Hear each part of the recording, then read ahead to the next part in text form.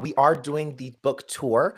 Make sure that you're checking out my website, www.carlosdillard.com, to make sure that you're staying up to date on all of the tour dates. As of right now, we have March 22nd for Las Vegas. We have May 10th or June 5th. Sorry, y'all. I should have a list in front of me. June 5th for Ohio and May 10th for Portland. We will be adding more cities as we go. There also will be links to an Eventbrite on my website, as well as the links in my bio for you guys to get your free tickets to the events. Like I said, the events are going to be completely free. Just make sure that you reserve a ticket just so we can know how many people are going to be serving that day. Also, make sure you check out the link in my bio if you want to donate anything for the GoFundMe so we can make this tour happen. Once again, as always, make sure you're also leaving a 1, 2, 3, 4, 5-star rating and review on Apple Podcasts. Y'all, I haven't gotten any podcast reviews in 2025. The last one was like November, December of last year. What y'all doing? Y'all listening? Because 100,000 of y'all listen every week. What y'all doing? All right. I need y'all to go let people know, good, bad, or ugly. Okay. Don't be leaving me less than 5 though, because I know I'm a 5-star host. Okay. But no, be honest when you do leave your review. Hey, if you only think we're 3 stars, let us know why and let us know what we can improve. I always want to make sure that this is an improvement on the podcast so we can make sure that these stories are shared. But I do need you guys to interact, leave some podcast reviews. Also, make sure you are subscribing to us on Spotify, sharing it with your family and friends. And just remind you guys, you can watch the episodes, full video episodes on my YouTube. It's just Carlos Dillard, my name on YouTube. And on Tuesdays and Thursdays when we record live, you can watch it live with us. So like as of right now, we're live on YouTube. You can watch it raw, unedited. It's actually a lot of some people like that. But you can get the edited version on the next day after we air. So the edited version will be available for you guys tomorrow on Friday, the 14th. So without further ado, I want to get back to Bree's story. Bree, you were sharing a lot about how you work through that trauma, how that trauma has been generational.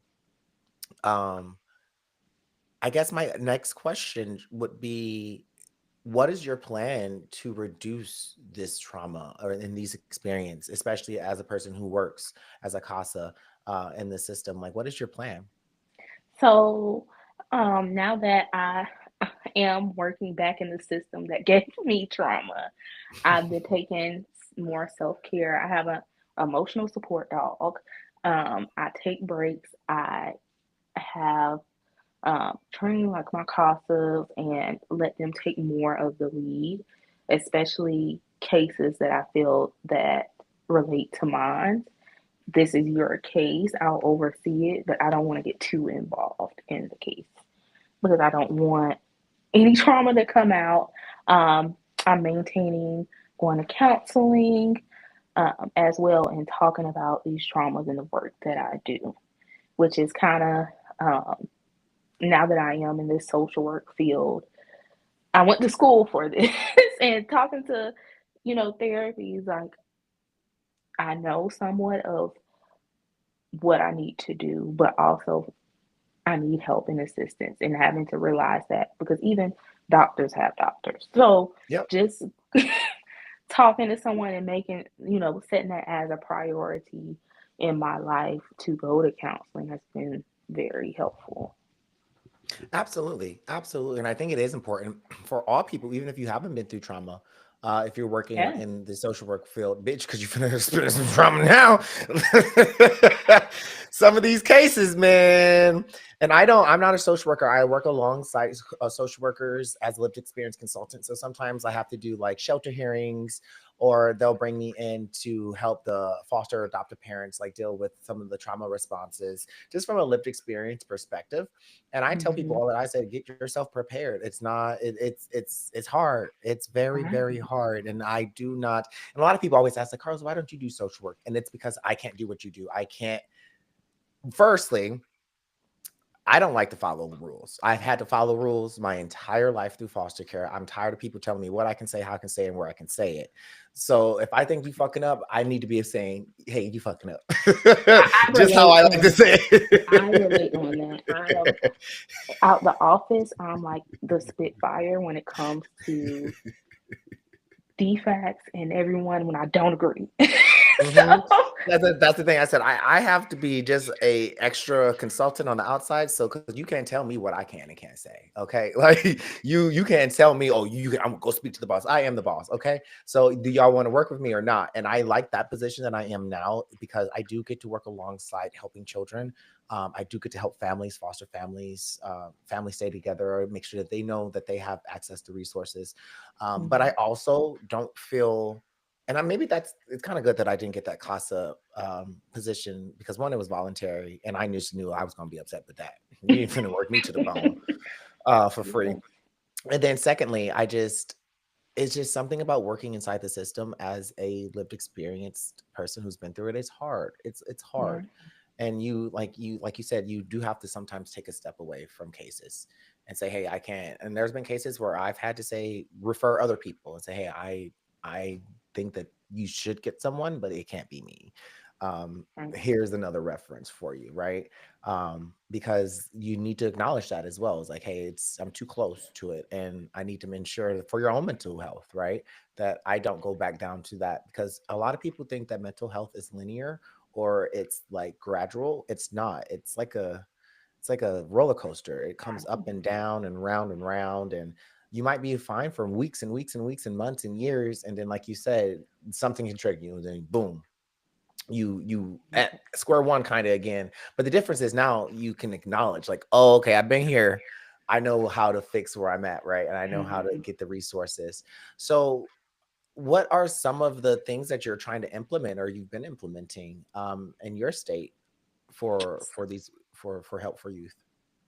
So, like I said, my agency, we have a program called our Brighter Futures here local in our county, which helps our older youth because we have noticed, especially like in our county, there are youth aging out who don't have the resources, and we have youth come in just about every week who DFACS basically just says, we can't do anything, you're 18. And Mm, we have to struggle to find resources to help them. So that's one big thing that we're doing and working on mentors. I know personally for me, I use my lived experience to help all of my youth, especially when if we have a young African American male and I bring in a 70-year-old white CASA, they can't connect. So I use my lived experience to connect to these youth and to build that bridge. So that's something I'm working on doing as well. And I then love that. we're trying to work on is as of last week, my director has put me on the board for our agency to come up with community resources to try to get they're building houses, carriage houses up the road from our office, trying to get donations to buy some of those for our youth to stay in. Hmm. So we're Another big thing that I've seen that has helped. I was at DFACS, DCYS. Every state has a damn different acronym. Delaware, because all these they got DCYNFC, DCYFCPS, CPS in Delaware.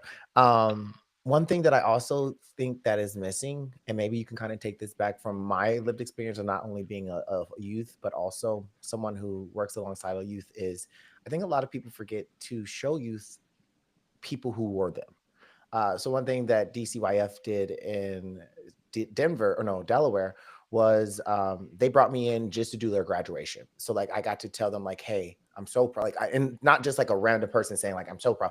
I know how hard it is to graduate as a right. foster youth. I know how much work you put in. And I think it's important for foster youth to see themselves be successful, Yes. right? And I think that's the hugest thing that we're missing because when I tell people, I'm like, even if it's just to encourage, just to say hi, like they need more people with lived experience to come in and just say, you can do it.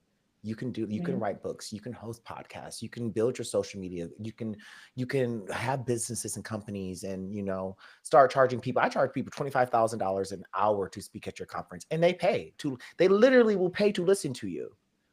Encourage Right. them, right? And because a lot of foster youth are missing that. They just, the only positive that you see is like the blind side. I call it the blind side effect, where they're just like, oh, maybe some family will save me. Listen, babe, 9 times out of the 10, ain't nobody coming to save you. Okay. Let's just shoot it from the hip. I'm not saying it can't happen, but 9 times out of 10, you're gonna have to find that door, and you're gonna have to climb on like Rose, okay? And everybody else trying to climb on like Jack, they just gonna have to find their own door. Ain't nobody finna save you. You finna be Jack frozen in the ocean. That's who you finna be if you don't get on your door yourself. Because he definitely had enough space to climb on there, Rose. Move over. But like, like I think it's important to be real with foster youth, but also to give them encouragement. So that's one thing that especially in a position that you have where you can be on boards and things, like it's important to say, hey, we need people with lived experience coming in here talking to these kids, even if it's for mentorship. I know I do a lot of mentorships with agencies and youth where we just do monthly meetings where we just go on Zoom. They're all over the country and we just kind of chit chat like, hey, like what's going on? The last couple of months it's been more answering questions about policies and politics, because we had the election. A lot of youth are concerned about, am I going to have aging out resources? What if I don't? Right. So like now my job is to always protect children and teach them how to do a safety net, because I can't guarantee you that we're going to have the same aging out benefits. And we do know that every state and agency is different. So not every state has an organization like yours, right? That sounds phenomenal. So what I teach is financial literacy. Everybody got credit in this country. Let me teach you the ultimate safety net, which is if you have access to resources and agencies, perfect. If you don't, you got access to a credit bureau, where you do. So let's teach you how to maintain and build your own safety net through your credit, right? And these are the things that we need to be talking to foster youth about as they get older. So I'm so proud that you are facilitating that conversation in your organization. Yes, and I definitely like agree to everything you're saying, and they need people who have this lived experience, because it's the minute a child is in foster care, they're labeled. They're labeled, and society treats them with that label instead of the individual person. And they're let down, and like we talked about, like youth being incarcerated, there's so many factors, but just seeing someone who can motivate them that has been through the same thing is amazing. Like I always, say, yes, like I went through the foster care system and I have 2 degrees and things, like I persevered. Not every youth have that same motivation. Yep. So And do it's not. also important to remember that, like, I went to jail. I got a record, right? Like, to remind them, you don't have to be like a perfect person either. Neither, no. You don't. And honestly, you're gonna make mistakes because of the situation that you were raised in. But your past does not need to determine your future. And you definitely don't. And one thing I tell youth all the time, because you see me on social media. I be caring for my skin. I have the best smile. My hair be laid, because I always tell kids you don't have to look like what you've been through, because they're already gonna judge you. So when I walk in a room, they be like, "Oh, he smell good. Oh, they ain't saying nothing about foster care, a record or nothing. What they see is success, and that's what you got to present to them, because you already are working against so much. So once I open my mouth and say, "Oh, I was a foster care in 37 foster homes," automatically, like you've seen my comments section on Instagram. Well, what did you do? Were you a bad kid? Like, and that's automatically what society goes to. It automatically blames the child. I'm like, no. So to prevent that, I always present myself best foot forward, and I tell you that all the time. Like, even if you're not even just in life, you only get one chance to introduce yourself. You get one opportunity to set a first impression.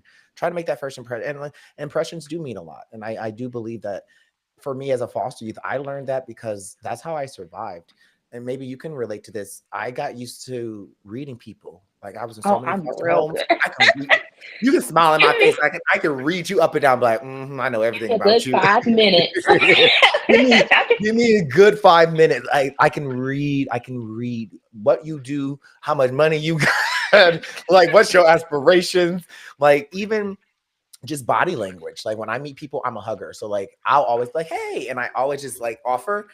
If you don't hug, I already know, oh, there's some trauma right there. Let me put my signs up, my flags up. This person's already got some issues, right? So I think that that's another thing that foster youth people don't think about foster youth. We understand how society works. We just need some people there who've already been through it, right? Yes, Kind of guide us and how to use that, because that's a skill. Reading people is a skill. right. And I and another thing, like how society, instead of looking at the youth and their behaviors, try to answer the why, instead of what's wrong with you, what can we do to Why? help, Yep. why are you having these issues? Yep. I always ask when I say I was speaking to another foster youth, and she said that too. She was talking about encouraging foster youth not to know that they're not their file. Their file is just what people think about you. It's not who you are. But I encourage people when they look at a file, like you said, ask why, and then also ask how. How? Right? When you start asking more than like what, when you start asking the other questions like why did this happen? How did this happen? Then you Mhm. really get to the nitty-gritty, because it can't be a child's fault. And I think that that's the Right, absolute number one issue. Children are children. Nothing is ever their fault. Now, right. there's some accountability as they get older, but ultimately it's the caretaker's faults. They're children. They can't make any decisions. They can't make any legal decisions. They literally can't decide what to eat, where to eat, how to eat anything. Every decision until their child is 18 Mhm. usually is on the parent. So, like, how did this happen? And it's usually because the lack of preparedness by foster youth or foster parents and adoptive parents. They get into the system with this blind rose colored like I'm such a savior and I'm going to help so many kids, until Hate that bitch that. come into your house and knock holes in your shit. Then like Yes. that's And I'm just you know what I'm saying? Like right. everybody, it's like everybody want to be a foster parent until foster parent shit starts happening. And then it's, oh my God, they're so traumatized. Yeah, babe, were you not prepared? Oh, you weren't prepared, right? And that's one of the things that I try to do. Always use the example because I was a wall kicker. That was my thing. Like I never hit other people, but I would literally just ram my head into drywall. And like I don't know what it was. It's just like it was like just to see something break. To see something break was like so satisfying to me as a kid, and it was a way that I just expressed like my frustration. Like I Yeah. was so I was so mentally frustrated that like I needed a physical exertion. And what they should have done is have me in some type of contact sport. Nobody wanted to pay for that. I would have been perfect at football. Let me just start hitting people, right? If I couldn't do contact sports, one thing that I suggest now for foster parents is like rage rooms. I love a good rage room. Just sign them up for 30 minutes. They can break everything in that room, and we'll bring you extra bottles to break, right? Just give them safe solutions, right?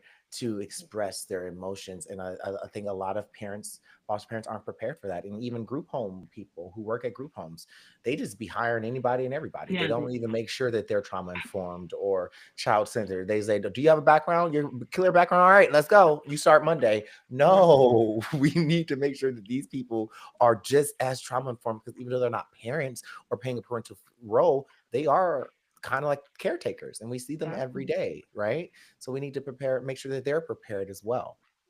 Yes, and I feel like, even too, like my experience in group homes, these staff want to envision me or raise me as I'm their children, and I'm not. I'm Mhm. not your child. I have trauma and different trauma responses. And I think as a whole, there needs to be better training with foster parents, even Let's in, let's talk about that real quick. Can you highlight "I'm not your child" part? Because people think I'm being so mean when I say that to foster and adoptive parents, and they think, and I'm not being mean. I'm just being realistic, right? yeah, These are not your children. You can love that's them, but you can care for them, but you're just naturally you're not going to have that internal like the way that I explain it, I say like, and a lot of humans don't want to think of it this way, but if you have a foster youth or a group home type of experience or an adoptee, and you have a parent, right, or parental figure, and their baby, and you are on a cliff, then this is who you gonna save? Let's be real here. You love them, don't you think they're your children, but your own baby's there you're right. and this youth is there. You can't save both. And everyone's like, I will try to. You can't. And the thing is, you will be lying to yourself if you say you will let your own child die, because you naturally, your body literally won't. The human body is literally designed to keep our next generation safe. Like it won't even be. That's why we hear about those stories of moms like lifting cars and like doing like the impossible, because the human body can do a lot of great things once it's under stress and a mother needs to save their child, right? But that's what adoption and foster care in these positions are. You need to realize that these are not your children, right? And there might be Mhm. times where your decisions might hinder them more than help them, especially if you get too close, or if you try to, like you say, impress your own traumas or expectations on these children. They're never going to be like you. You might see things that are similar because you've raised them, but they're never going to, especially in adoption, they're never, I think a lot of adoptive parents adopt even infants with this idea of, oh, I can raise this child just to be mine. No, they're not genetically you, so they're going to have different likes, interests, taste, all of these things, right? And you have to love and accept that part of them as well, and that's the hardest thing. And a big thing I'm seeing now too with adopted families, these children are still, no matter the circumstance with happen with the parents, they're gonna still want to know where their origins are from. Hmm. They're gonna always want that familiar bond. Yep. And because you adopted them and legally they're your child, you know, you still have to recognize that too and work with them on those feelings. No, you don't. You could One of just do the what my mom did and put your child through rebirthing therapy. You know about rebirthing therapy? Yeah. yes, So that's what happens when people try to literally forget that these are not your children. And like you were saying, like they have families, and it doesn't mean that they're going to love you or appreciate you any less. But what I've seen in my work, the adoptive families that support, even after adoption, that support family connection, their adoptions do way better. They do way better than like closed adoptions or adoptions where the birth parents or the birth family is just shut out. These kids are going to want to know. And even if everyone's like, well, your mom was a crackhead, well, let them figure that out. right. Let them like let them. My parents, they were right about my dad. He was not a great person, but like I get to figure that out. I get to make that decision for myself. Yes, and I'm even now like we have um, sibling separation waivers to separate siblings in our state, and I do not like that Wait, idea. explain a sibling separation waiver. How do what? So that's a waiver that siblings can't be together for Who one signs this waiver? Who asks for this DFACS, waiver? the state's department of the department asks for it, and Wow. that's a when I have cases though that have those, it's a big trigger for me because I'm like, they're gonna want to have a relationship with their siblings. Because automatically that waiver and that cuts that sibling tie. Let it be up to the siblings. Hmm. Don't try to separate them. And I do have some families who, one child was adopted by another family and the other child is somewhere else where they have that waiver. And I'm grateful that those parents are realizing these siblings need to have the bond. Um, but that waiver is beyond my mind. Well, because the 2015 Family First Act, like that's a way to get around that then, because the Family First Act says that you need to place them with family and then you have to keep the siblings together. So they just came up with a waiver Yeah, so to go around a whole law. once like the parental rights are has Terminated. been terminated, then Uh-huh. down the road, if there's like, for instance, one of my cases, um, there has been the siblings do not get along when they're in a placement together, but they are all that they have. And the department's like, let's do a separation waiver because they don't do good together in a placement. Well, And I'm siblings like, don't do well together at home. actually, so that's one of my cases I'm like really upset with because I'm like, it doesn't make sense to me. No, no, and I understand like for safety reasons, because I've had seen Yeah. cases where like sisters would be like, I love my brother, I would like to visit him, I don't want him in my house. I don't want to. And I'm like, all right, girl, we'll get you that. Yeah, Great. If we have a safety measure or a reason to have them at different homes, but it's completely separating them even from visitations, that's not okay. yeah, That's not okay. And especially if we can do supervised visitations, like we can keep our eyes mhm, on them.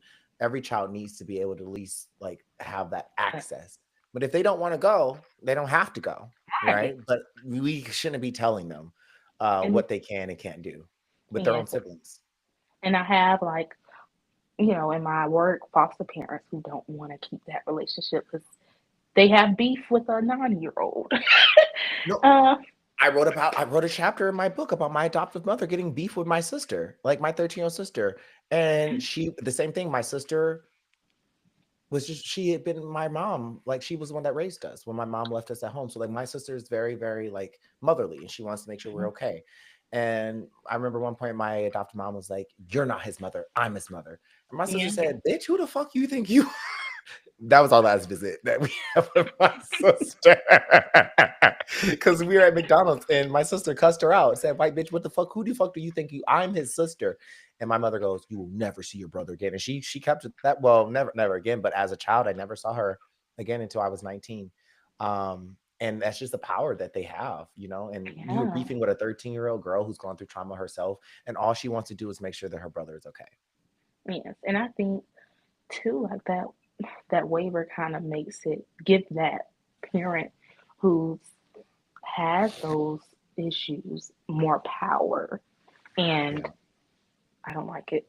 No, because that waiver would give foster parents the power that adoptive parents have. My adopted mother had that power only because she was my, by all means and purposes, my parental, that was my parent. Hmm. So she had custody, she had parental rights of me. She could decide who saw me or not. And foster care, part of the part of the privilege of being a foster youth was these people cannot make permanent decisions like that for you. So now that they have this waiver where they can be like, "Oh yeah, we support that," not that's crazy. No, no, we need to fix that. We need to fix that. So Alrighty. Well, Bree, thank you for sharing and thank you for really kind of giving us a idea of how the system works and how you navigated that. I think that it's important. Sometimes we have more informational conversations like you and I had, because you listen to some of the other episodes, they be like, "Girl, I was being raped.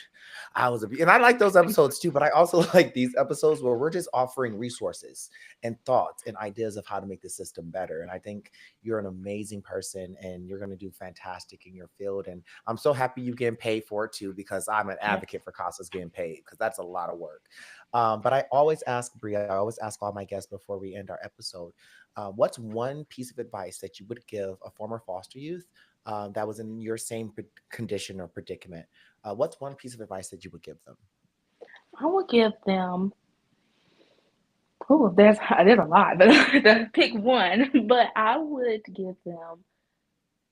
Don't let your situation define you. Um, don't let the past define you. Bad things do happen that is without your control, but think of it as that was just a chapter in your life, not your whole book.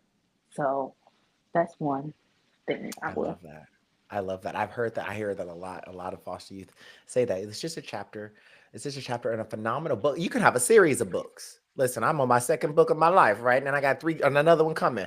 It can be a series of books, and that chapter, but that chapter is important though. And I think it is important for us to write that chapter down and to go back and reread it for the future so we can help children. And I do appreciate you rereading your chapters of your life and sharing your experience with us and how Mhm. we can make the system better.